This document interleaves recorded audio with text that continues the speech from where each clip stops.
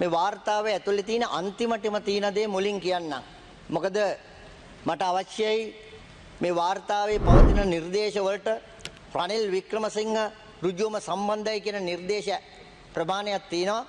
නමුත් කතාවේ අන්තිමට කියන්න ගියොත් 2 more minutes කියලා කියන බයට මුලින්ම මේ නිර්දේශ ටික මම මුලින්ම කියලා නිර්දේශ ප්‍රමාණයක් තියෙනවා මම කියන්නම් කියලා මම හිතුවා.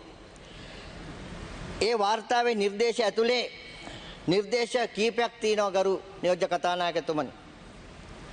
රනිල් වික්‍රමසිංහ මහතා එවකට කර්මාන්තා විද්‍යා කටයුතු අමාත්‍යවරයා කඩාකප්පල්කාරී ක්‍රියා මර්ධන කටයුතු සම්බන්ධයෙන් පොලිසියේ ක්‍රියාකලාපයට අදාළ උපදෙස් දී ඇත.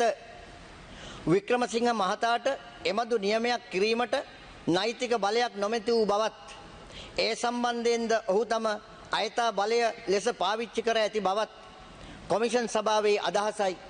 අපේ අදහස් නෙවෙයි කොමිෂන් සභාවේ අදහස.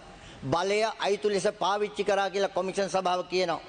එසේ උපදෙස් දීමෙන් වික්‍රමසිංහ මහතා නියම වශයෙන් පොලිසිය සතු රාජකාරී වලට හා නීතිය ක්‍රියාත්මක කිරීමේ ක්‍රියාමාර්ගයට මැදිහත් වී ඇත්තේය. කවුද මේ කියන්නේ? කොමිෂන් සභාව කියන්නේ.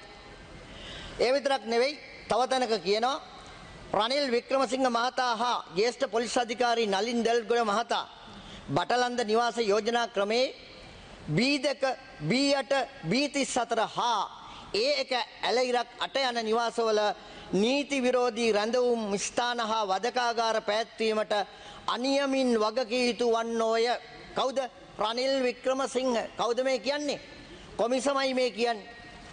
ගරු නියෝජ්‍ය කතානායකතුමනි, එපමණක් නෙවෙයි තව නිර්දේශයක් කළා තියෙනවා.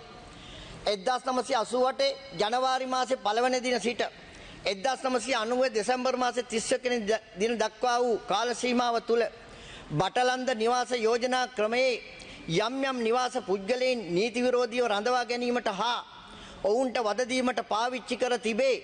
කවුද කියන්නේ? කොමිසම කියන්නේ.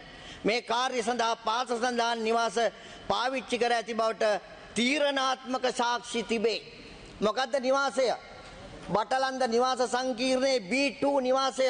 ගරු නියෝජ්‍ය කතානායකතුමනි, කාටද අයිති? එය රනිල් වික්‍රමසිංහට බව මෙහි සඳහන් කරලා තියෙනවා. B8 නිවාසයේ කාටද අයිති? පොලිස් අධිකාරී ඩග්ලස් පීරිස්. දෙන්න එකතු වෙලා මේ නිවාස සංකීර්ණයේ ඉඳලා දෙන්න නිවාස දෙකේ ඉඳලා මේ කුමන්ත්‍රණය කරලා තියෙන ගරු නියෝජ්‍ය කතානායකතුමනි. ඒ විතරක් නෙවෙයි තව තැනක නිර්දේශයක් කරනවා. රාජ්‍ය පෞර සංස්ථාවේ ඈවර කරුට ඉහත සඳහන් බටලන්ද නිවාස යෝජනා ක්‍රමේ නිවාස පොලිස් නිලධාරීන්ට මුදාලීමට නියම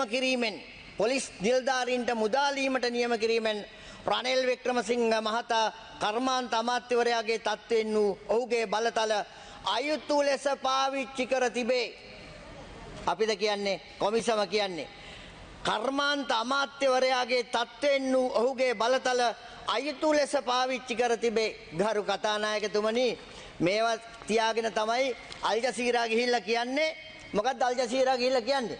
1997 ඉන්දු ලංකා ගිවිසුම පාදක කරගෙන ජනතා විමුක්ති පෙරමුණ භීෂණයක් මැව්වලු. ඒ විතරක් නෙවෙයි සපුකන්ද පොලිස් ස්ථානයට පහර දීමක් කරාලු. ගරු නියෝජ්‍ය කතානායකතුමනි, මේ 2025 කතාව 2025 තමයි 2025 අල් ජසීරා ගිහිල්ලා රනිල් වික්‍රමසිංහ කියන්නේ. මේ හදන්නේ මොකක්වත් නෙවෙයි. කොමිෂන් සභාවේ වාර්තාවේ හරියට පැහැදිලි කරලා තියෙනවා. ඒකට උත්තරේ මේ හදනවා 83ත් 87ත් බද්ධ කරලා කතාවක් ගොතන්න. අපි කියන්නම් නියෝජ්‍ය කතානායකතුමනි 83 උනේ මොකද්ද කියලා. 83 මොකද්ද උනේ කියන එක වාර්තාවේ කියනවා. බටලන්ද වාර්තාවේ මොකද්ද මාතෘකාව? ජනතා විමුක්ති පෙරමුණ තහනම් කරනු ලබයි.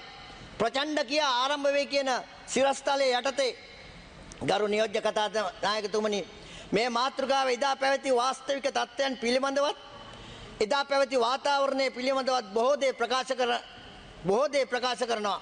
මොකද්ද පළමුව සිද්ධ කරලා තියෙන්නේ? පළමුව සිද්ධ කරලා තියෙන්නේ ජනතා විමුක්ති පෙරමුණ තහනම් කිරීම. 83 87 නෙවෙයි 83 ජනතා විමුක්ති පෙරමුණ තානම් කළා තිනවා. දෙවනුව සිද්ධ වෙලා තියෙන්නේ මොකද්ද? ප්‍රචණ්ඩත්වය ආරම්භ කිරීම.